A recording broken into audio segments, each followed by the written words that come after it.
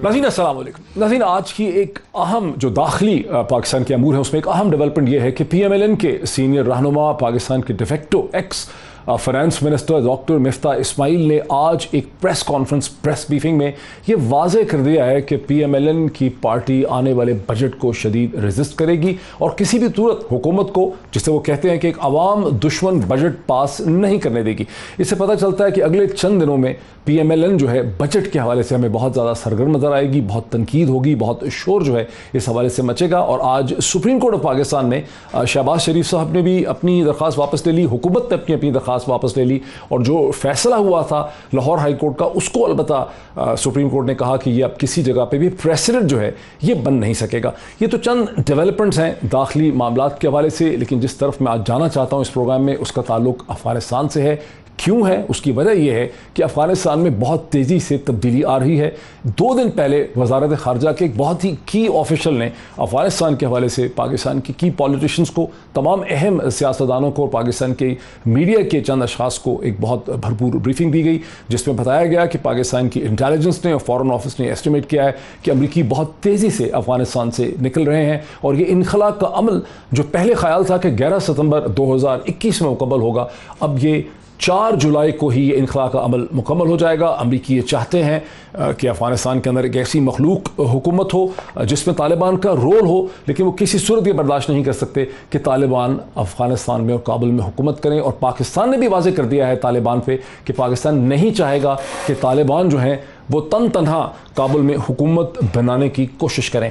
यह वाज़े किया गया पाकिस्तान फ़ॉरेन ऑफिस की तरफ से कि पाकिस्तान अमेरिका को ना तो बेसिस दिए हैं, ना कोई बेसिस देने के बारे में सोच रहा है, ना एयर कॉरिडोर जो है वो देगा। उसके बावजूद जो चहमगोइयाँ हैं पाकिस्तान में सियासी हलकों में वो मसलसल ये हैं कि पाकिस्तान बिलाखिर अमेरिका को पाकिस्तान के अंदर बेसिस देगा अफ़गानिस्तान के ऊपर सर्वेलेंस रखने के लिए। इसी जगह से हम बात का आगाज़ कर सकेंगे। मुझे ज्वाइन कर रहे हैं पाकिस्तान के एक्स फॉरेन मिनिस्टर जनाब खुर्शीद महमूद कसूरी साहब मेरे साथ हैं एक वीडियो लिंक के ज़रिए। मुझे पाकिस्तान के एक्स फॉरेन सेक्रेटरी एजाज़ अहमद चौधरी साहब भी ज्वाइन कर सकेंगे। नोटेड अफगान अमूर के माहिर जनाब रुस्तम शाह मोहम्मद साहब मुझे पेशावर से ज्वाइन करेंगे एक वीडियो लिंक के ज़रिए। और इसी तरह कोयटा से सेनेटर अनवारुल हक काकड़ मुझे ज्वाइन कर सकेंगे। खुर्शीद महमूद कसूरी साहब, अगर मैं आपसे बात का आगाज़ कर दूँ, आप पाकिस्तान के फॉरेन मिनिस्टर रह चुके हैं, कुछ आप हमें हमारे व्यूअर्स को बता सकेंगे कि बावजूद इसके कि पाकिस्तान की हुकूमत और फॉरेन ऑफिस मसलसल ये कह रहे हैं कि हम बेसिस अमेरिका को नहीं दे रहे, उसके बावजूद सियासी हलकों में ये चहमगोइयाँ मसलसल हो रही हैं सोशल मीडिया में कि पाकिस्तान अमेरिका को बेसिस दे रहा है, इसकी क्या वजह है? इसकी वजह शायद ये है कि माजी में ऐसा होता रहा है और लोगों का ये ख्याल था कि शायद अब के दोबारा हो, लेकिन मेरी ज़ाती राय ये है कि बेसिस जो देना है वो प्रोबेबली पाकिस्तान के आवाम जो हैं उनके लिए ये बहुत एक मनफी कदम होगा। इसलिए मेरा ख्याल है कि गवर्नमेंट ऑफ पाकिस्तान बहुत सोचेगी और प्राइम मिनिस्टर इमरान खान माजी में इस सिलसिले में बहुत तनकीद कर चुके हैं। तो ये तो पॉसिबिलिटी है, मेरा अंदाज़ा है कि शायद उनको को रास्ता यानी बाय एयर जाने का कोई, उसमें भी पार्लियामेंट की कुछ इस किस्म की हैं रेजोल्यूशंस जो हायल हो सकती हैं। उसमें कहा है कि वेपन्स या इस किस्म की चीज़ें नहीं ले जाएंगी। अब ह्यूमैनिटेरियन अगर कोई वो उनका एक्शन हो जिसमें वो खाने पीने की अद्वियात हैं ये I don't know, government of Pakistan deny कर रही है। तो अब मैं तो नहीं, आई हैव नो इन्फॉर्मेशन जिस पे मैं आपको ये कह सकूं। मैं तो यही कहूंगा अगर गवर्नमेंट करी ठीक करी, लेकिन आपने मुझसे पूछा लोग क्यों मुशर्रफ कर रहे हैं, लोग इसलिए कह रहे हैं। हाँ। जी लोगों को शक है। हेलो, देखिए कसूरी साहब, उसकी वजह एक ये भी है कि आप पाकिस्तान के जी कसूरी साहब, आप मुझे आपकी आवाज़ आ रही है। आप पाकिस्तान के फॉरेन मिनिस्टर रहे जनरल मुशर्रफ की हुकूमत में, प्रेसिडेंट मुशर्रफ के साथ। अब एक मैंने तनकीद देखी एक क्लोज डिस्कशन मीटिंग में कि शमसी बेस जब दिया गया उसका कोई रिटर्न एग्रीमेंट ही नहीं था उस ज़माने में, और बाद में फ़ौज ने, एयरफोर्स ने, इंटेलिजेंस ने, फॉरेन ऑफिस ने, हुकूमत ने, सब ने कहा कि किसी के पास कोई रिटर्न डॉक्यूमेंट ही नहीं है। तो तनकीद ये है कि पाकिस्तान में बहुत सी चीज़ें कर ली जाती हैं और वो किसी फॉर्मल तरीके से नहीं हुई होती। शायद यही वजह है कि लोगों के जहन में ये शक है कि एक बार फिर बेसिस दे भी दिए जाएंगे और माना नहीं जाएगा। हो सकता है उनके दिमाग में हो, क्योंकि इसकी जो पूरी इंफॉर्मेशन है वो तो मेरे दौर में नहीं, वो तो मुझसे पहले अब्दुल सत्तार साहब थे फॉरेन मिनिस्टर जब ये हुआ था। लेकिन मैं आपसे एग्री करता हूँ कि ऐसे मामला सिर्फ पाकिस्तान में नहीं, दुनिया के बहुत से ममालिक में ऐसी चीज़ें हो जाती हैं जिसका को 25-30 साल के बाद पता चलता है, वो अमेरिका हो या बरतानिया हो। इसलिए फॉरेन अफेयर्स के मामलात में लोग कुछ ना कुछ ज़रूर इसमें शक करते हैं। और हमारी जो हिस्ट्री है बड़ा बेर बेस में, जहाँ के हमारा एक जहाज़ जोड़ा था और U-2 और उसके बाद वो गिरा लिया गया रशिया की तरफ से, और उनका जो पायलट था उसको भी रशियंस ने कैप्चर किया। और उस वक्त के जो सेक्रेटरी जनरल थे गोरबाचेव, उन्होंने बहुत सख्त तनकीद की और पेशावर के ऊपर रेड सर्कल लगा दिया। तो ये सारी चीज़ें एक मेमोरी बैंक में तो है ना। फिर हम सेंटो सिएटो के मेंबर्स में भी रहे हैं, तो अगर लोगों को शक है तो वो मैं वजह तो समझ सकता हूँ। लेकिन गवर्नमेंट ऑफ पाकिस्तान अगर ओपनली डिनाई करे, और प्राइम मिनिस्टर इमरान खान का एक ट्रैक रिकॉर्ड है बेसिस के मामले में, तो फिर मेरा ख्याल है मानना पड़ेगा कि शायद इन्होंने बेसिस नहीं दिए। जहाँ तक जहाँ तक एयरलाइंस ऑफ कम्युनिकेशन का है, वो हो सकता है कुछ हो जाए एट सम स्टेज, क्योंकि इंटरनेशनल रिलेशंस में कुछ ना कुछ there is no free lunch as they say, तो वो पॉसिबिलिटी है। लेकिन मैं तो आपकी तरह क़यास आराई कर रहा हूँ।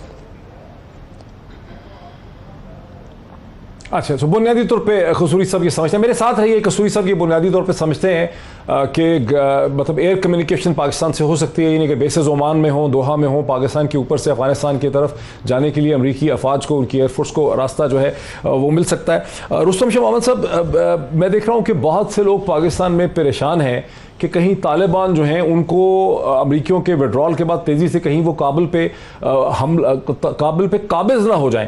आपको लगता है कि ये रियलिस्टिक खौफ है, और इतना जो खौफ पाया जा रहा है इस वक्त पाकिस्तान के सियासी हलकों में, ये क्यों है? इसके हवाले से डॉक्टर साहब, ये देखना है कि Afghan army, Afghan national army ANA किस हद तक अफगान तालिबान का मुकाबला कर सकती है। आया उसमें इतनी सख्त है, असला तो उनके पास बहुत है, हवाई जहाज़ भी हैं, टैंक भी है और रॉकेट्स भी हैं, सब कुछ उनके पास है। और वो अमेरिका जो इस वक्त सामान छोड़ रहा है वो भी उनके हवाले होगा। लेकिन ये देखना है कि आया अफगान नेशनल आर्मी इंटैक्ट रहती है। इस वक्त 9% तकरीबन लोग डिज़र्ट कर रहे हैं, डिफेक्ट कर रहे हैं, कुछ तो घर जाकर बैठ जाते हैं, कुछ तालिबान के साथ मिल जाते हैं। अगर ये रेट फ़र्ज किया 20% तक ये डिजर्शन रेट पहुंच जाती है तो ये एक अलार्मिंग बात। ये बताएं ना, आपको खतरा है, फिर आपको ये खदशा लगता है, आपको ये खदशा लगता है कि तालिबान का कब्जा हो जाएगा? आपको भी ये गुमान है, खदशा है? देखिए, मैं ये समझता हूँ कि अगर डिजर्शन रेट ज़्यादा हो जाता है 20-25% तक, तो फिर तो तालिबान के लिए अफगानिस्तान काबुल पे चढ़ाई करना, एडवांस करना ये निस्बतन आसान हो जाएगा। लेकिन अगर अफगान नेशनल आर्मी इंटैक्ट रहती है और कुछ ये जो डिजर्शन रेट है उसको कंट्रोल कर लेती है और मुकाबला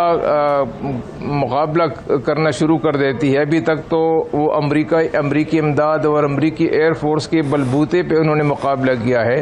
जब अमरीकी एयरफोर्स का सपोर्ट जो है वो हट जाए तो फिर आया उनमें इतनी वो है कैपेबिलिटी है, कैपेसिटी है कि वो तालिबान का मुकाबला हर शहर में, हर गांव में, हर करिए में करें और तालिबान को काबुल जाने से रोक दें। मेरा ख्याल है कि तालिबान के लिए ये बात इतनी आसान नहीं होगी कि वो हफ्तों के अंदर काबुल पे चढ़ाई कर लें और काबुल पे कब्ज़ा कर लें।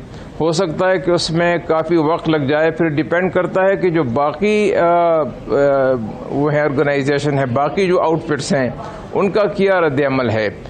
प्राइवेट मलेशियस तो इस वक्त अफगानिस्तान में नहीं है, वारलॉर्ड्स तो पुराने हैं, लेकिन उनके पास जो अपनी फ़ौज थी तो प्राइवेट आर्मीज थी, वो तो डिसबैंड हो चुकी हैं, डिसमेंटल होकर दी गई हैं, वो तो उनके पास नहीं है। लेकिन दाइश के पास कुछ अपने रज़ाकार हैं, फ़िदाई महाज के पास हैं, तुर्किस्तान इस्लामिक मूवमेंट वालों के पास हैं, ये नॉन स्टेट एक्टर्स वहाँ पे एक्टिव हैं। अब ये तालिबान और अफगान हुकूमत की जो लड़ाई शुरू होने वाली है, इसमें ये क्या किरदार अदा करेंगे ये इस वक्त इल्म में नहीं है, लेकिन मेरा ख्याल है कि इवेंचुअली अगर हुकूमत आहिस्ता आहिस्ता अफगान नेशनल आर्मी की मोटिवेशन ख़त्म हो जाए और वो उनको राइटिंग ऑन द वॉल नज़र आ जाए, नविश्ता दीवार वो पढ़ लें, तो आहिस्ता आहिस्ता वक्त गुजरने के साथ तालिबान काबुल पे कब्ज़ा कर सकते हैं, कब्ज़ा जमा सकते हैं। और ये भी आप याद रखें कि तालिबान के इस वक्त मुख्तलिफ दलों से बातचीत जारी है। मसलन मैं आपको बताऊं कि जो दोस्तम जनरल अब्दुल रशीद दोस्तम है, वो तो तालिबान का मुखालिफ था, दुश्मन था, लेकिन उनका बेटा जो है बातूर दोस्तम, उनके साथ तालिबान की बातचीत जारी है। जो हिज़्ब वहादत तंजीम है जिसमें शिया बिरादरी के लोग हैं, उनके साथ तालिबान की बातचीत जारी है। ठीक है, तो बुनियादी तौर पर इसका एक खदशा है, ये मुमकिन है। जरा ठीक, जरा रोकें, जरा मुझे कसूरी साहब को इसमें लाने दीजिए, फिर कुछ कसूरी साहब ने चले भी जाना है। कसूरी साहब, अगर बहुत से लोग समझते हैं पाकिस्तान में कि तालिबान प्रो पाकिस्तान है, पाकिस्तान के हमदर्द रहे हैं, पाकिस्तान ने उनको सपोर्ट भी किया है, और अगर एक बदलते हुए हालात में काबुल में तालिबान की हुकूमत कायम हो जाए तो इसमें हरज ही क्या है? आपका क्या इस पर रद्द-ए-अमल? नहीं, हरज वाली बात इसमें नहीं है, बर्दाश्त नहीं की जाएगी। देखें, एक वो वक्त था जब तालिबान ने लिटरली वॉक ओवर किया है, वहाँ लड़ाई नहीं की गई थी। तालिबान की एक, उनके बारे में लोगों को बहुत सी उम्मीदें थीं और वॉरलॉर्ड्स बहुत वहाँ तबाही मचा रहे थे। और एक इंसिडेंट हुआ था जो बड़ा मशहूर है, जिसके अंदर कुछ रेप शेप को किया गया और इन्होंने अपना एक लोकल जस्टिस किया, इनकी बहुत इज्जत की गई। उसके बाद ये अब वो कहानी नहीं रही। अब तो इतना हैवीली आर्म्ड लोग हैं अफगानिस्तान के अंदर। और इसका एक डिप्लोमेटिक जो दूसरा एस्पेक्ट है वो ये है कि ये मुमकिन ही नहीं कि अगर वो सोली वहाँ जाना चाहे। देखें ना, तालिबान ने इंटरनेशनल रिकग्निशन हासिल की है, रशिया, चाइना, ईरान, इन सब से उसके ताल्लुकात हैं। अगर ये सब पे वो दाव पे लगा देगा तो मैं नहीं समझता कि अगर वो पहले भी नहीं नॉर्थ में जा सका था तो फिर मेरा नहीं ख्याल है कि जो नेबर्स हैं अफगानिस्तान के, ताजिकिस्तान या उज़्बेक या दूसरे लोग जो हैं, वो इनको इतनी आसानी से आने देंगे। हथियार भी सपोर्ट की जाएगी, इनकी डिप्लोमेटिकली भी इनको नुकसान होगा। और पाकिस्तान के लिए सारी दुनिया से दोबारा आइसोलेट हो जाना मुमकिनात में नहीं। उसकी एक मुसीबत और है कि हम तो, ये ठीक है कि जैसे रुस्तम शाह मोहम्मद साहब, उनकी बहुत नॉलेज है अफगानिस्तान के बारे में, आपको बहुत सही बता रहे थे वहाँ की जो लोकल सिचुएशन है कि फौज की क्या पोजीशन है, किस रेट पर डिजर्शन है। लेकिन उसमें जो पोजीशन एक और है कि पाकिस्तान जो है उसने भारी कीमत अदा की। आप कह रहे हैं कि मुमकिन नहीं होगा, पाकिस्तान ये कीमत सुन रहा था कि आप कह रहे थे खतरा बढ़ा है। मुमकिन नहीं है इज अ डिफरेंट इशू। मुमकिन नहीं है, आप समझते हैं मुमकिनात में से नहीं है, लेकिन अगर तालिबान कर ही ले काबुल पे तो हमारे लिए क्या खतरा है?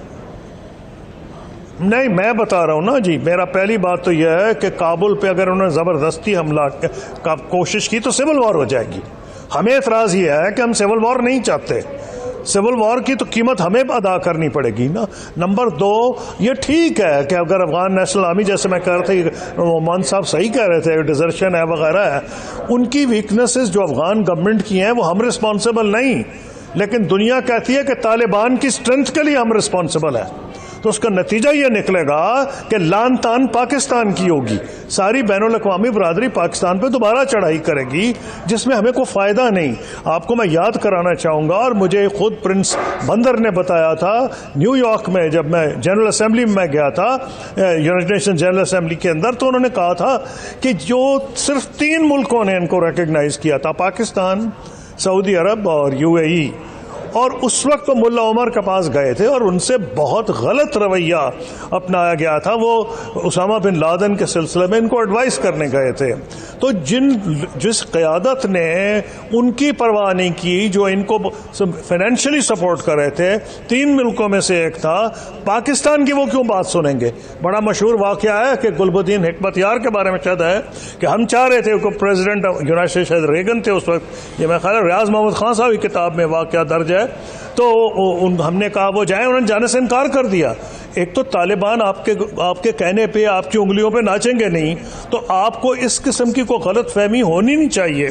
पाकिस्तान की गवर्नमेंट को नहीं होनी चाहिए, पाकिस्तान की आर्मी को और ISI को नहीं होगी ये गलत फहमी कि हमारे कहने पे वो नाचने लगेंगे। हमें अपने मुल्क के बॉर्डर पे अमन चाहिए, सिविल वॉर नहीं चाहिए।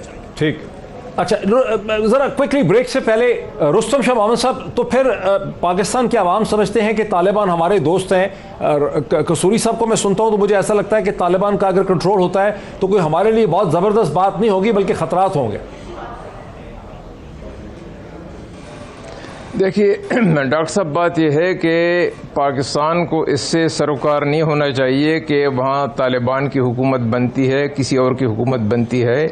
जो बैन है पाकिस्तान की पॉलिसी का पिछले 20 साल से, पिछले 40 साल से, वो यही कि हम कभी एक को सपोर्ट करते हैं, कभी दूसरे ग्रुप को, कभी एक हमारा डार्लिंग बन जाता है, कभी दूसरा हमारा फेवरेट बन जाता है, कभी एक फैक्शन को, कभी दूसरे फैक्शन को। इससे हमें आगे निकलना चाहिए। हमें ये कहना चाहिए कि हम तो एक ऐसी हुकूमत चाहते हैं जो अमन डिलीवर करे और जो लोगों को एक्सेप्टेबल हो, ताकि हमारी सरहदें महफूज हों, ताकि सेंट्रल एशिया तक हमारे रास्ते खुलें, ताकि अफगानिस्तान का जो रिकन्स्ट्रक्शन रिहेबिलिटेशन में हमारा हिस्सा हो, ताकि वहाँ पर जो अपॉर्चुनिटीज़ हैं उसमें हमारा हिस्सा हो, ताकि जो बॉर्डर पे जो स्कर्मिशेस वगैरह होती हैं उनका खात्मा हो जाए, जो बेगुनाह लोग मर रहे हैं वो ये सिलसिला रुक जाए। हमारी तो दिलचस्पी इसमें होनी चाहिए। अगर अभी से हम ये कहना शुरू कर दें कि फलां की हुकूमत आ जाए तो हमें एक्सेप्टेबल है, फलां हुकूमत हमें एक्सेप्टेबल नहीं है, फिर पाकिस्तान पे दबा लगेगा कि पाकिस्तान हम अफगानिस्तान के मामलात में जो है किसी ग्रुप बंदी को, ग्रुपों को सपोर्ट कर रहा है और अपनी पसंद की हुकूमत चाहता है। तो ये मेरे ख्याल में हमें ज़रा तारीख से और पिछले 40 साल के वाक़यात से हमें ज़रा सबक सीखना चाहिए। ठीक है, मेरे साथ रहिए। नाज़रीन, एक ब्रेक लेते हैं। अभी तक मैं एजाज़ अहमद चौधरी साहब को और सेनेटर अनवारुल हक काकड़ को मैं ले नहीं सका इस डिस्कशन में, क्योंकि एजाज साहब का थोड़ी देर के बाद उन्होंने ज्वाइन किया था। ब्रेक के बाद चलूंगा मैं एक्स फॉरेन सेक्रेटरी की तरफ, सेनेटर अनवारुल हक काकड़ साहब की तरफ। एक ब्रेक लेते हैं, ब्रेक के बाद इस डिस्कशन को आगे बढ़ाते हैं आफ्टर द ब्रेक। नाज़रीन, वेलकम बैक। अफगानिस्तान के हवाले से बहुत अहम डेवलपमेंट्स हो रही हैं। अमरीकी अफवाज वक्त से पहले वहाँ से निकलना चाहती हैं। दुनिया समझती है कि पाकिस्तान तालिबान के साथ खड़ा है, लेकिन पाकिस्तान को उल्टा अपनी फिक्र यह है कि कहीं तालिबान का काबुल पे कब्जा ही ना हो जाए। इसी पॉइंट से डिस्कशन को आगे बढ़ाते हैं। एजाज अहमद चौधरी पाकिस्तान के एक्स फॉरेन सेक्रेटरी भी इसको मेरे साथ हैं, सेनेटर अनवारुल हक काकड़ साहब भी मेरे साथ हैं और जनाब रुस्तम शाह मोहम्मद साहब भी मेरे साथ हैं। एजाज अहमद चौधरी साहब, आप पाकिस्तान के फॉरेन सेक्रेटरी रहे हैं, बड़े क्रूशल और क्रिटिकल टाइम में आप अमेरिका में भी पाकिस्तान के सफ़ीर भी रहे हैं।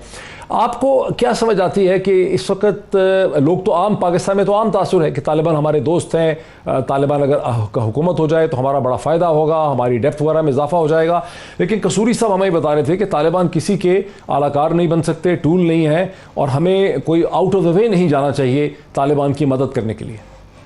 जी, मैं यकीनन इस मामले में रुस्तम शाह मोहम्मद साहब की बात से इत्तेफाक करता हूँ कि पाकिस्तान को कोई फेवरेट्स खेलने की ज़रूरत नहीं रही है। माजी में जो हुआ सो हुआ, लेकिन जब से ये हुकूमत आई है और बल्कि उससे कुछ अर्सा पहले से मैं ये देख रहा हूँ कि पाकिस्तान ने बड़े वाज़े तौर पर ये कह दिया है कि ये अफ़गानिस्तान हम एक आज़ाद और मुस्तकिल और इंडिपेंडेंट सॉवरेन प्रॉस्परस अफ़गानिस्तान देखना चाहते हैं, और ये पाकिस्तान की तरफ से कोई कैद नहीं कि कौन सा फ्रीक वहाँ हुकूमत बनाए। और मेरे ख्याल में ये पैगाम मुसलसल पिछले 3 साल से तो मौजूदा हुकूमत भी दे रही है, उससे पहले भी ये पैगाम जा रहा था कि जनाब ये आपका मामला है, और बार बार हम इसका इंदिया दे रहे हैं कि अब तालिबान हमारी प्रॉक्सी नहीं है।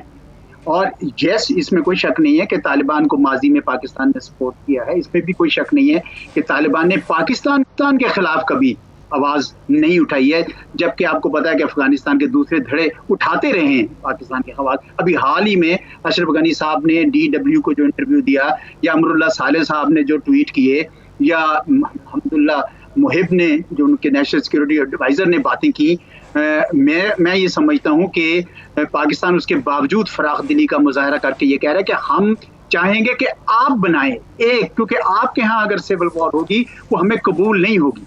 ये इस ज़िम्न में ये बात हो रही है तालिबान के हवाले से, वरना ये तालिबान अब हमारी यकीनन प्रॉक्सी नहीं है। हमारी प्रॉक्सी नहीं है। सेनेटर अनवारुल हक काकड़ साहब, आपका ताल्लुक कोयटा से है। एक आम, यानी हम तो बार बार ये कह रहे हैं, फॉरेन ऑफिस कहता है, हमारी हुकूमतें कहती हैं कि कोई कोयटा शूरा वहाँ नहीं बैठी है। क्या वजह है कि हम दुनिया को कन्विंस नहीं कर पा रहे कि कोयटा तालिबान का ऑपरेशनल सेंटर नहीं है? क्या वजह है इसकी? डॉक्टर साहब बहुत शुक्रिया। मेरे ख्याल में दुनिया को शायद इतना शक आप पे नहीं है जितना मुझे और आपको खुद अपने ऊपर शक है। ये बात मैं क्यों कर रहा हूँ? हम सेल्फ डिलूजनल ड्वेलिंग्स है हमारी। हम खुद ये समझ बैठे हैं कि दुनिया इस तरह समझती है। दुनिया की तर्जुमानी कभी मैं कर रहा होता हूँ, कभी आप कर रहे होते हैं, कभी कोई और सियासी रहनुमा कर रहा होता है। दुनिया ने अफगानिस्तान के हवाले से पिछले 2 दिहाइयों में जो एक एविडेंस बेस्ड पोजीशन ली है वो सिगार रिपोर्ट में ली है, जहां उन्होंने उसको पब्लिश किया है कि लेसन्स लर्न्ड। वहाँ क्या कह रही है दुनिया? मेरे ख्याल में वो मेरे कहने से, आपके कहने से, ANP के कहने से, PK मैप के कहने से या किसी और सियासी पार्टी के कहने से ज़्यादा अहम है। और वो क्या कह रही है? सिगार रिपोर्ट ये कह रही है कि it was a squandered opportunity of 2 decades when $2 trillion were spent in Afghanistan. वो जॉन स्पूक उनके जो हेड हैं वो फॉरेन अफेयर्स स्टैंडिंग कमेटी के सामने कह रहे हैं कि मेंडासिटी एंड ह्यूब्रिस, ये 2 अल्फाज हैं जिसको जो डिस्क्राइब करते हैं हमारे एटीट्यूड को, जो 2 दिहाइयों पे वहाँ मुहित था, वहाँ पे हमारी प्रेजेंस थी। वहाँ पे हम मेंडासिटी यानी हिपोक्रेसी, झूठ, लाइज, ये रिपोर्ट सबमिट करते थे। वॉशिंगटन में एक फॉल्स परसेप्शन क्रिएट करते थे, और चूंकि हम ह्यूब्रिस एरोगेंस का शिकार थे कि नहीं कैसे हम जो है ना इस इंसर्जेंसी को कैनेटिकली कंट्रोल नहीं कर सकते हैं, लाइज के जरिए हम मुख्तलिफ स्केपगोट्स ढूंढते थे। उस वजह से 20 साल बाद हमें जो पहले साल में लर्न करना चाहिए था वो हमें लर्न करना पड़ा। $2 ट्रिलियन ज़ाया करने के बाद, $1 ट्रिलियन, और 20 साल का ज़िया के बाद। अब इसका तस्करा, लेकिन इसका नतीजा क्या निकालेंगे आप? जो आप कह रहे हैं किसी आसान अल्फाज में मेरे सुनने वालों को क्या बताएंगे आप? देखें, वो कह रहे हैं कि यहाँ पर मेरे व्यूअर्स को आसान अल्फाज में आप क्या कहेंगे? पाकिस्तान का मीडिया या हमारे यहाँ लोग ये इल्जामात लगाते हैं, आप ये कह रहे हैं कि इल्जामात यहाँ से बाहर जाते हैं? जी बिल्कुल, जी बिल्कुल बिल्कुल। हम हमारे ये क्रिएटेड फैक्ट्स हैं, ये क्रिएटेड फैक्ट्स हैं।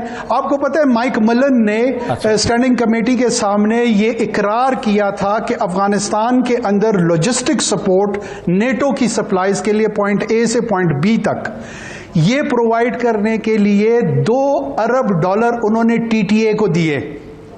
मुझे नहीं दिए, ISI को नहीं दिए, पाकिस्तान को नहीं दिए, कोयटा शूरा को नहीं दिए, मीरानशाह शूरा को नहीं दिए, हक्कानी नेटवर्क को नहीं दिए। अफगानिस्तान के अंदर TTA को $2 बिलियन माइक मलन ने स्टैंडिंग कमेटी के सामने एडमिट किया है, सबमिशन है उसकी। कौन करता है इसका तस्करा? नेटो ने एक इंक्वायरी ब्रसल्स में कंडक्ट की, जहां पे फ्रेंच और इटालियन, सुन ले, फ्रेंच और इटालियन लोकल तालिबान को रेगुलरली पे करते थे कि 6 महीने के बाद इनकी कमांड चेंज होती थी कि हमारे कमांड में आपने लड़ना नहीं है।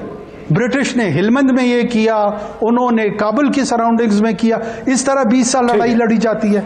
और मतलब अगर मुख्तसरन कहें तो आप सेनेटर साहब ये समझते हैं कि बहुत सा जो मनफी, मैं सम अप कर दूं ना, चूंकि आपने उसको खासी उसमें मुश्किल तरीके से बात की है कि नहीं, सेनेटर काकड़ ये समझते हैं कि बहुत सी चीज़ें जो दुनिया बिलीव करती है पाकिस्तान के बारे में, वो खुद पाकिस्तान के अंदर से मीडिया लोग जो है वो इल्ज़ामात लगाते हैं, जिसकी वजह से दुनिया ऐसा समझती है। रुस्तम शाह बाबा साहब, आपसे हमेशा अफगानिस्तान के हवाले से बात हुई, आपने हमेशा ये कहा कि हिंदुस्तान का अफगानिस्तान में एक रोल होगा। ये जो मौजूदा सर्कमस्टेंसेज हैं जहाँ बाइडन एडमिनिस्ट्रेशन ने ट्रंप एडमिनिस्ट्रेशन के प्लान को ओन कर लिया, शुरू में लगता था कि वो नहीं होगा, बहुत तेज़ी से वहाँ से इनखला कर रहे हैं। आप वाकिफ़ हैं कि पाकिस्तान की असेसमेंट है कि 4 जुलाई तक निकल जाएंगे। इस सारी सूरत हाल को क्या हिंदुस्तान ने तस्लीम कर लिया है? क्या हिंदुस्तान ने एडजस्ट कर लिया है इस नई बदलती हुई हकीकत के हवाले से? देखिए, हिंदुस्तान में सुप्रीमेसी है इंस्टीट्यूशंस की, अदारों की। आप कश्मीर को छोड़ें, लेकिन बाकी हिंदुस्तान में सुप्रीमेसी ज़रूर है। हिंदुस्तान 5वां बिगेस्ट डोनर है अफगानिस्तान की रिकन्स्ट्रक्शन में। हिंदुस्तान $3 बिलियन से ज़्यादा पैसा दे रहा है अफगानिस्तान को मुख्तलिफ प्रोजेक्ट्स में। हिंदुस्तान ने चाबहार पोर्ट पे काम किया है और अपनी तजारत एक इस्टेब्लिश कर दी है पाकिस्तान को बाईपास करते हुए, क्योंकि पाकिस्तान ने अफगानिस्तान की ये रिक्वेस्ट नहीं मानी कि पाकिस्तानी टेरिटरी से अफगानिस्तान और हिंदुस्तान के दरमियान तजारत होने दी जाए। अब एक तो ये बात है कि हिंदुस्तान अपने इन्वेस्टमेंट को प्रोटेक्ट करेगा, इसलिए ये हिंदुस्तान के मफाद में है कि वहाँ पे ऐसी हुकूमत आए जो अमन भी डिलीवर करे और जो रिकन्स्ट्रक्शन रिहेबिलिटेशन का काम भी संभाले, चाहे वो तालिबान की हुकूमत हो चाहे किसी और की हुकूमत हो। दूसरी बात, चाहे तालिबान की हुकूमत हो चाहे जो भी हुकूमत हो, मैं आपको यकीन दिलाता हूँ कि हिंदुस्तान के साथ उनकी करीबी ताल्लुकात होंगे। इसलिए हमें जो इंडिया सेंट्रिक पॉलिसी है अफगानिस्तान के बारे में, उसको हमने ज़रा देखना चाहिए। आप खुद एक मिनट डॉक्टर साहब, अगर तालिबान रूस को एम्ब्रेस कर सकते हैं जिन्होंने अफगानिस्तान पर चढ़ाई की, तबाह किया, और अगर तालिबान चीन और ईरान के साथ ताल्लुकात कायम कर सकते हैं तो तालिबान हिंदुस्तान के साथ भी अच्छे ताल्लुकात रखेंगे। और उसके बाद ये भी देखें कि हिंदुस्तान एनर्जी है, हाइड्रोकार्बन वसाइल जो हैं सेंट्रल एशिया के उनको उनकी ज़रूरत है। हाँ। इसलिए वो अफगानिस्तान को स्प्रिंग बोर्ड के इस्तेमाल करते हुए सेंट्रल एशिया के साथ अपनी तजारत भी बढ़ाना चाहते हैं। ये ऑब्जेक्टिव, ये ग्राउंड रियलिटीज़ हैं जिनको देख के आपने अपना रिस्पांस फॉर्मुलेट करना। ठीक है, ज़रा इस पर काउंटर व्यू भी ले लें। एजाज साहब, आप फॉरेन सेक्रेटरी रहे हैं। रुस्तम शाह मोहम्मद सर ने दो चीज़ें बड़ी, एक तो बहुत ही अजीब उन्होंने पते की बात की, वो कहते हैं कि हिंदुस्तान में इंस्टीट्यूशंस की, कश्मीर को छोड़ें, इंस्टीट्यूशंस की हुक्मरानी है तो शायद वो ये समझते हैं कि पाकिस्तान में नहीं है। और दूसरा ये कि जाहिर है कि तालिबान हिंदुस्तान से भी अच्छे ताल्लुकात रख लेंगे। तो हमारी फिर पूरी कहानी का क्या हुआ? तालिबान, हमारे एसेट, ये वगैरह जो हमने सारी इतनी लंबी जदोजहद की। देखिए, मैं ये समझता हूँ कि माजी के दरीचों से बहुत सारी चीज़ें खींच तान के मौजूदा हालात पे नाफिज करने की कोशिश की जा रही है। ये दुरुस्त नहीं है। पाकिस्तान ने यकीनन गलतियां भी की, लेकिन मेरे ख्याल में सबक सीख लिया हुआ। कम से कम पिछले 4-5 साल से मैं बड़ी वाज़ेह पाकिस्तान की पॉलिसी देख रहा हूँ कि पाकिस्तान ये कहता है कि अफ़गानिस्तान में अमन होना चाहिए और ये अफ़गानों की अपनी जिम्मेदारी है। पाकिस्तान ने तालिबान पे दबाव डाला कि आप बातचीत के लिए आ गए हैं और वो आपने देखा कि वो आए भी, लेकिन पाकिस्तान को में तालिबान को आना जाना हम नहीं रोक सकते थे। हमारी फ़ौज ने, हमारी क़यादत ने बार बार वाज़ेह किया है कि रिफ्यूजीज़ बैठे हैं, उनके रिलेटिव्स हैं, उनके रिलेशंस हैं, वो आते जाते रहेंगे, वो कभी उनको आप नहीं रोक सकते। इसका ये मतलब नहीं है कि वो हमारी प्रॉक्सी बन गया, हम उनको ये कह रहे हैं। साथ ही साथ हम अफगान हुकूमत में भी तकरीबन हर एक को यही पैगाम हमने दिया है। तो इस वक्त तो कम अज़ कम पाकिस्तान ने वाज़ेह कर दिया है कि अफ़गानिस्तान में हम बिल्कुल बदअमनी नहीं चाहते, हमें नुकसान होगा। लेकिन ये 3-4 जो नुकात उठाए गए हैं, एक हिंदुस्तान का जो नुकता, पाकिस्तान ने अब ये भी कहा है कि हिंदुस्तान और अफ़गानिस्तान के दरमियान अगर अच्छे ताल्लुकात होते हैं तो हमें क्या एतराज़ डेवलपमेंट के हवाले से। हमारा तो सिर्फ एक एतराज़ था और वो हम अमरीकियों को भी कहते रहे और वो हम अफ़गानियों को भी कहते रहे हैं कि आपकी सरजमीन हमारे खिलाफ हिंदुस्तानी इस्तेमाल ना करें। जो NDS और राह का रिश्ता रहा है उसको हमारे खिलाफ इस्तेमाल, इतनी सी बात, इसके अलावा हमें कोई उनसे ताल्लुक नहीं। अच्छा, फिर आपने सर बेसिस की भी बात की, मैं आपको बताऊं कि बेसिस भी ठीक है। अच्छा, अगर आप कहेंगे तो मैं इन छोटी छोटी चीजों पे थोड़ा 1-2 कमेंट्स दे दूं, क्योंकि बेसिस की भी बिल्कुल नहीं, हाँ, बेसिस का जी नहीं। एजाज साहब, एक इल्ज़ाम ये है, मैंने एक बहुत ही क्रेडिबल शख्सियत को ये कहते सुना एक जगह कि शमसी बेस जो है उसका कोई रिकॉर्ड नहीं था, और 2013-14 के बाद जब पार्लियामेंट में ये सवाल उठा तो एयरफोर्स ने कहा कि हमारे पास कोई रिकॉर्ड नहीं है, किन टर्म्स एंड कंडीशन पे दिया है। फ़ौज ने कहा हमें नहीं पता, इंटेलिजेंस ने कहा हमें नहीं पता, हुकूमत के पास नहीं था रिकॉर्ड, फॉरेन ऑफिस के पास नहीं था। तो फिर शमसी बेस हमने हवा में ज़बानी दिया हुआ था अमरीकियों को।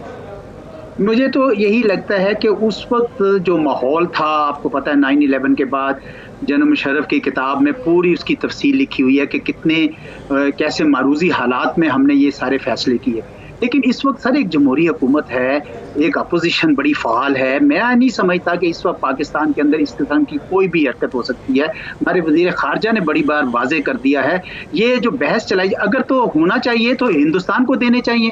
अमेरिका ने जो लिमोआ एग्रीमेंट किया है, लॉजिस्टिक्स एक्सचेंज एग्रीमेंट, वो तो हिंदुस्तान के साथ किया है, तो वो लॉजिस्टिक फैसिलिटीज एक दूसरे की इस्तेमाल कर सकते हैं। तो उस पाकिस्तान ने ओवर वो नहीं दे रहे कि अगर वो नहीं दे रहे हैं और वो अपने मफादात के हिसाब से दे रहे हैं, हम क्यों दें?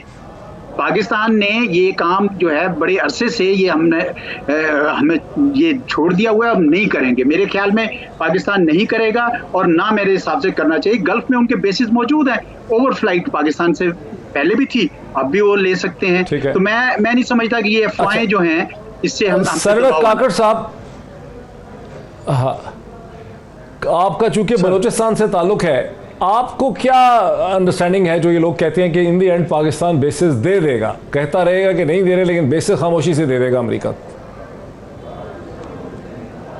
नहीं, मेरा अपना व्यू यही है कि देखें, अगर मुल्क में मिलिट्री टेक ओवर की जो सूरत हाल होती है उसमें जो डिसीजन मेकिंग होती है वो इंडिविजुअल बेस्ड ही होती है। और जितनी भी तनकीद की जाए, इस वक्त डेमोक्रेटिक डिस्पेंसेशन है और उस डेमोक्रेटिक डिस्पेंसेशन में पॉलिटिकल अकाउंटेबिलिटी, पब्लिक ओपिनियन को मद्देनज़र रखना, गर्चे फॉरेन पॉलिसी के बड़े स्पेशलाइज्ड इशू होते हैं, उसके बावजूद prime minister, elected prime minister जो है उसने अपनी लार्जर कॉन्स्टिट्यूंसी को देखना होता है। और आप इमरान खान की जो पॉलिटिकल आइडियोलॉजी है उसको मुझसे बेहतर समझते हैं। वो पहले दिन से एक तो अफगानिस्तान के हवाले से इस व्यू के कायल थे जिस पे उनको तालिबान खान के अलकाबात भी मिले कि मिलिट्री सोल्यूशन नहीं है, कोई पॉलिटिकल डायलॉग इस पे होना चाहिए। अब वहाँ पे वापस आके जब वो खुद इक़्तिदार में हों और वो बेसिस, एयर बेसिस प्रोवाइड करें, मिलिट्री बेसिस प्रोवाइड करें फॉर काउंटर इंसर्जेंसी, जो अगर फ्यूचर जो प्रोजेक्टेड काउंटर इंसर्जेंसी ऑपरेशंस है उसमें उनकी अपनी क्रेडिबिलिटी भी, पॉलिटिकल पोजीशनिंग भी और जो उनका बेसिक व्यू है वो कॉम्प्रोमाइज़ होता है। जब 20 साल में कोई मिलिट्री सोल्यूशन नहीं निकल सका, नेटो और यूएस जा रहे हैं, विड्रॉ कर रहे हैं, तो इस किस्म के एयर मेरे ख्याल में जो इंटरवेंशंस हैं उसने कौन सा बड़ा इम्पैक्ट मिलिट्री कॉन्टेक्स्ट में ले आना है अफगान सो कॉल्ड, कौन सा बड़ा, लेकिन ठीक है, तो मुझे एक ब्रेक लेने दीजिए, मुझे एक ब्रेक लेने दीजिए सेनेटर का। और जाहिर है एजाज चौधरी साहब का ख्याल है कि पाकिस्तान को बेसिस नहीं देने चाहिए, पाकिस्तान बेसिस नहीं देगा, एक डेमोक्रेटिक गवर्नमेंट है। ये और बात है कि अमरीकियों की जो एक डिमांड है, 3 डिमांड्स अमरीकियों के सामने आई हैं जो हमें पता चला है फॉरेन ऑफिस के सोर्सेज से। एक ये है कि विड्रॉल करते हुए उनके ऊपर हमले नहीं होने चाहिए। दूसरा ये है कि तालिबान को मजबूर किया जाए कि वो एक मखलूत कोएलिशन गवर्नमेंट का हिस्सा बन सकें। और तीसरा ये है कि उनके पास सर्वेलेंस के राइट्स होने चाहिए। वो बेसिस ढूंढ रहे हैं इस खत्ते में, और बेसिस कहीं पर भी हो पाकिस्तान के ऊपर से उनको एयर कॉरिडोर चाहिए होगा। इसकी अहमियत है कि इस पर मजीद बात करते हैं एक ब्रेक के बाद। नाज़रीन, वेलकम बैक। सीधा चलता हूं रुस्तम शाह मोहम्मद साहब की तरफ। रुस्तम शाह मोहम्मद साहब, आपने एक बड़ी चुभती हुई बात की। आपने कहा कि हिंदुस्तान में कश्मीर को छोड़ के वहां एक इंस्टीट्यूशनल सेटअप है। इसका क्या मतलब है कि किससे कंट्रास्ट कर रहे हैं आप कि पाकिस्तान में इंस्टीट्यूशनल सेटअप नहीं है और हिंदुस्तान में इंस्टीट्यूशनल सेटअप है? देखिए, पाकिस्तान में भी है, वहाँ पर भी है, लेकिन यहाँ पे आपको मालूम है कि मुदाखलत पहले 30, 40, 50 साल तक होती रही है, वहाँ पे नहीं हुई। लेकिन इस वक्त वो मेरे ख्याल में अगर हम उस बहस में पड़ जाएं तो डिस्ट्रैक्शन होगा। तो मगर इसी उस पे आ जाए, मैं एक दो बातों की वजाहत करना चाहता हूँ। पहली जो सब्जेक्ट है उसके हवाले से, पहली बात यह है कि अफगानिस्तान में जिस किसी भी की हुकूमत हो, ये मुतालबा पाकिस्तान ज़रूर करेगा और इसको अफगान हुकूमत मानेगी और उसके अफगान सरजमीन को ओवरटली या कोवरटली पाकिस्तान के ख़िलाफ़ इस्तेमाल न होने दिया जाए। ये पाकिस्तान का हक़ है और वहाँ जो भी हुकूमत होगी वो इसकी पाबंद होगी कि इस मुतालबे को देख के अब बंदोबस्त ऐसा करे कि अफ़गानिस्तान की सरजमीन, अफ़गानिस्तान के वसाइल, अफ़गानिस्तान के अफराद पाकिस्तान के ख़िलाफ़ किसी भी साजिश का हिस्सा न बने। एक बात। दूसरी बात यह है कि जो पाकिस्तान में जो तशवीश पाई जाती है अड्डों के हवाले से, वो इसलिए है कि डॉक्टर साहब आपको मालूम है कि यहाँ तो आधी रात के टेलीफोन पे पॉलिसी बदलती है और अड्डे भी दिए जाते हैं, बेसिस प्रोवाइड कर दिए जाते हैं, एश्योरेंस दी जाती है, बॉर्डर को सील कर दिया जाता है, आर्मी को इंडक्ट किया जाता है ट्राइबल एरिया में, ये सारी बातें होती हैं। तो इसलिए लोगों को कुछ तशवीश ज़रूर है कि हो सकता है पाकिस्तान की हुकूमत उनको कम से कम इस बात की इजाज़त दे कि ओवरफ्लाई करे पाकिस्तान की टेरिटरी को, कॉरिडोर दे दें। तो ये तशवीश लोगों में अभी है, इसकी क्लेरिफिकेशन वाज़े तौर पे ठीक है, आपकी बात में वजन है, समझता हूँ कि आपकी बात में वजन है, लेकिन कुछ ऐसे नए इश्यूज भी पैदा हो रहे हैं। मेरे हाथ में अटलांटिक काउंसिल का एक पीस है बड़ा डिटेल, जिसका उन्वान है, जो छपा है मई 11, 2021 को, जिसका उन्वान है Afghanistan what now to avoid disaster. उसके जो आखिर के पैराग्राफ हैं उसमें ये खुल्लम खुला लिखा है कि खतरा ये है कि अमरीकी विड्रॉल चूंकि अब हो रहा है तो तालिबान ने अपने हमलों में बहुत तेज़ी और शिद्दत इख्तियार कर ली है, और अगर इसमें ये ऐन मुमकिन है कि कई शहर जो हैं वो आहिस्ता आहिस्ता फॉल करने लग जाएं। अगर ऐसा एक सिनारियो डेवलप करता है तो फिर अमरीकियों को इस किस्म की सूरत हाल से निपटने के लिए बेसिस चाहिए होंगे। अगर वो बेसिस यूज़ करेंगे दोहा और ओमान के, तो उनको पाकिस्तान का एयर कॉरिडोर तो चाहिए होगा, उनको ईरान से ऊपर नहीं मिलेगा। बिकॉज आप तो पुराने हम लोग बातें कर रहे हैं ना कि अफगानिस्तान में गवर्नमेंट हो जाएगी, वो पाकिस्तान के खिलाफ कुछ ना करे। यहाँ तो जो सिचुएशन डेवलप कर रही है रुस्तम शाह मोहम्मद साहब, वो तो ऐसा लग रहा है कि अफगानिस्तान में कोई एक सिंगल गवर्नमेंट कायम होने में बड़ा मसला लग रहा है कि वहाँ तो लड़ाई हो जाएगी। अगर देखें ना, हम मफरूज़ों पे इस वक्त बात कर रहे हैं, अगर तालिबान काबुल पे कब्ज़ा कर लें, अमन डिलीवर कर लें, बाकी फैक्शंस के साथ मिलें, एक बात हमें याद रखनी चाहिए, तालिबान अफ़गानिस्तान पे अकेले हुकूमत नहीं कर सकते, न उनको करना चाहिए। जो भी हुकूमत बनेगी तालिबान के कब्ज़े के बाद वो मल्टी एथनिक ब्रॉड बेस होगी, उसमें तालिबान भी होंगे, उसमें शिमाली इत्तेहाद के लोग भी होंगे, उसमें तुर्कमान भी होंगे, उसमें ताजिक भी होंगे, उसमें हज़ारा भी होंगे, उसमें बलोच भी होंगे, उसमें पुख्तून भी होंगे, सब होंगे। तब जाके वो एक ग्राउंड रियलिटी से कंपेटेबल होगी और लोगों की जो एस्पिरेशंस हैं उनको वो रिफ्लेक्ट करेगी। बसूरत दीगर तालिबान के लिए भी ये मुमकिन ही नहीं है कि वो सिर्फ एक्सक्लूसिवली अफगानिस्तान पे हुकूमत करने लग जाएं और वो अमन भी डिलीवर करें। ये बात उनको, मेरे ख्याल में अब उनको शायद हमसे ज़्यादा अच्छी तरह इस बात का इल्म होगा, और पाकिस्तान को भी ऐसी कोशिश होनी चाहिए पाकिस्तान की कि ऐसी कोई हुकूमत बने कि वहाँ पे अमन डिलीवर करें। बस उसके बाद वो किसके, ईरान के साथ उनका क्या ताल्लुकात होते हैं, रूस के साथ कैसे होते हैं, चीन के, आपको मालूम है कि चीन, रूस और ईरान तीनों ने अफगान तालिबान, आप बड़े वॉलेटाइल सूबे में के सेनेटर हैं, ठीक काकर साहब, आप बड़े वॉलेटाइल पाकिस्तानी प्रोविंस के सेनेटर हैं जो अफगानिस्तान के हालात से डायरेक्टली मुतासर होता है। अगर मैं ये कहूँ कि हमें अभी तक ये सारी बात सुन के हमें कोई अंदाज़ा ही नहीं हो पा रहा है, हम अफगानिस्तान के साथ हैं, कि अफगानिस्तान का ऊँट किस करवट बैठने वाला है और हमें वहाँ पे क्या करना है। हम अभी पुरानी बातों पे गौर कर रहे हैं कि तालिबान कब्ज़ा कर लेंगे, ये हो जाएगा, वो हो जाएगा, तालिबान हमारे हैं, हिंदुस्तान वाला। क्यों काकर साहब? और आप डायरेक्टली बैठे हुए हैं आतिफ शाह के ऊपर कोयटा में। मैं थोड़ा सा स्लाइटली इसको डिफरेंटली व्यू कर रहा हूँ। मेरे ख्याल में कुछ हद तक हमें अंदाज़ा है। देखिए, प्रोजेक्टेड व्यू जो है ना, जो प्रोजेक्शन है वो ये है, असेसमेंट ये है कि तालिबान एक बहुत बड़ी territory with in Afghanistan control में अपने ला चुकी है, और उस टेरिटरी में ऑर्डर कायम करना, सिक्योरिटी प्रोवाइड करना, वो मोर और लेस अपनी सलाहियत और कैपेसिटी डेमोन्स्ट्रेट भी कर चुके हैं। एक टेरिटरी का हिस्सा है 20-23% जो कि रिपब्लिक या हुकूमत के कंट्रोल में है। वहाँ पे भी उनको चैलेंज किया जा रहा है, कंटेस्ट किया जा रहा है फॉर द इन्फ्लुएंस। ये सूरत हाल तो रियलिस्टिक सिचुएशन है। ये न मेरी ख्वाहिश है, न रियासत पाकिस्तान की ख्वाहिश है, न किसी और रियासत की ख्वाहिश है। ये एक्चुअल वहाँ की सिचुएशन है जो इंडिपेंडेंट सोर्सेज वेरीफाई कर रहे हैं।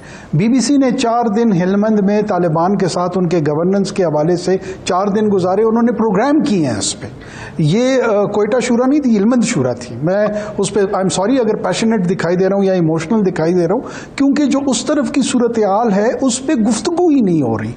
जिस ग्रोह के पास 57% ऑफ द टेरिटरी उनके कंट्रोल में हो, तो उनको मीरान शाह में प्लान करने की या यहाँ प्लान करने की चंदा ज़रूरत नहीं।